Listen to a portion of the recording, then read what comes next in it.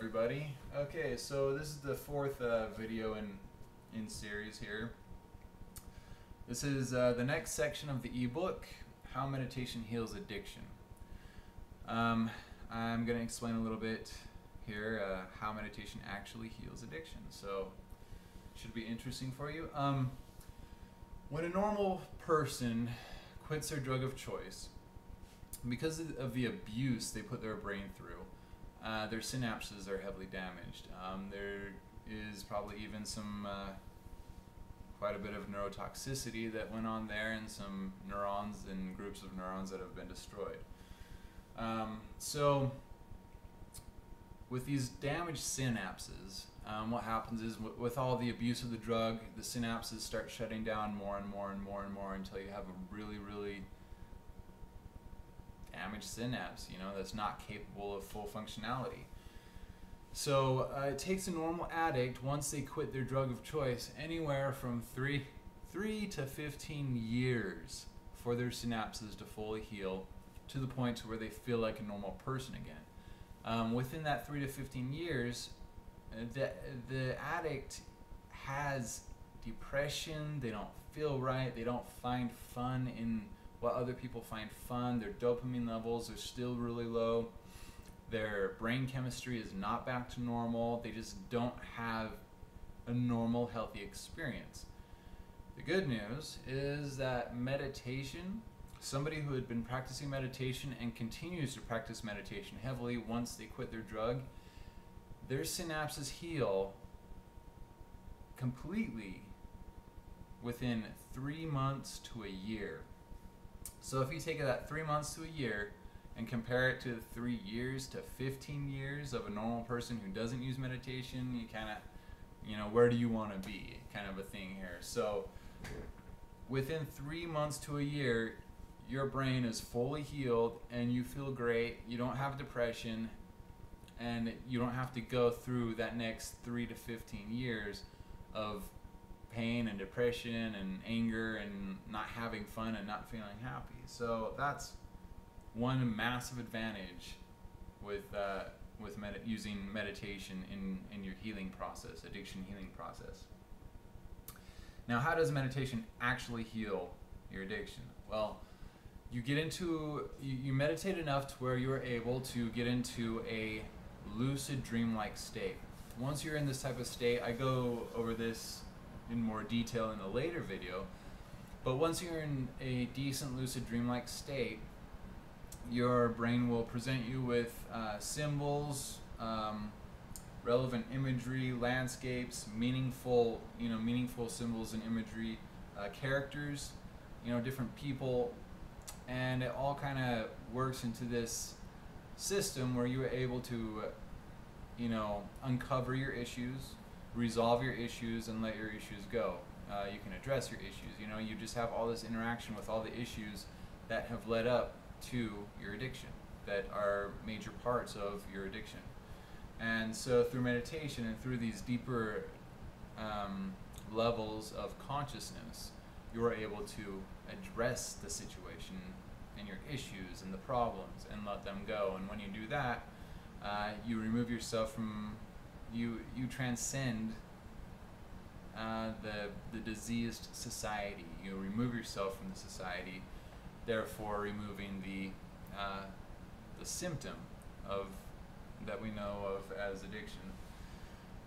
Another thing meditation helps with is fears, anxieties. They help you deal with stress. It helps you deal with stress and issues like that. So addiction is just but one of the problems that one may face that meditation helps heal. Okay, I just want to talk about this really quick. A normal alcoholic that's in recovery usually stays in recovery for the rest of their life. And I've heard this over and over from not just alcoholics but other drug users. They comment on, well, what about that guy? That guy that can go to a bar and just have one beer and enjoy one beer, go to the beach and just have one Corona with their buddies, and just enjoy that Corona. Or go to a party and just have a couple lines of cocaine and go home. And it seems like these people that talk about this feel kind of envious about this, you know? I'm here to tell you that, especially for alcoholics, because I don't recommend really doing cocaine, I don't even really recommend drinking. But a beer is nice to have every now and then. You've got to admit that. You know, a nice cold beer with some buddies at a barbecue, it's nice, right? After healing yourself with meditation, those people who couldn't even go to a bar because if they had one beer, they would have another 20 beers, could walk into a bar, enjoy a beer like it was meant to be enjoyed with their buddies, and leave and go home. I'm telling you this because this is how you heal addictions, is through meditation. It is a completely separate animal than what most rehabilitation centers and clinics would have you believe the rest of your life is like. Okay, so what do I have next here? The caveat. The problem with meditation is that it takes time and persistence, okay? A lot of people, because of the way our society is really difficult to put this much time into your addiction recovery. So with meditation, the healing process is a healing process that you go through, you know, that you begin to lose the desire to use, that you begin to not want to use so much. If you get in trouble in our society, they make you stop immediately. They throw you in jail, which is highly damaging. You go through withdrawals, which is highly damaging. You get thrown into, you know, sanctioned to a rehabilitation program, which is highly damaging. And you're forced to quit immediately, which is massively damaging. The meditation process takes you, it's a massive process. It's a healing process. It's not something that you can just get pushed into. You know, you don't get pushed into sobriety. Forced sobriety does not work. Period. I don't know what these people are thinking, but it does not work. I need to wrap this up because I think I'm running out of time here. But so the caveat with meditation, the danger with meditation is that it takes time, and a lot of people don't have time, especially if they are already stuck in a rehabilitation program, especially if they are already being forced into drug court or whatnot. So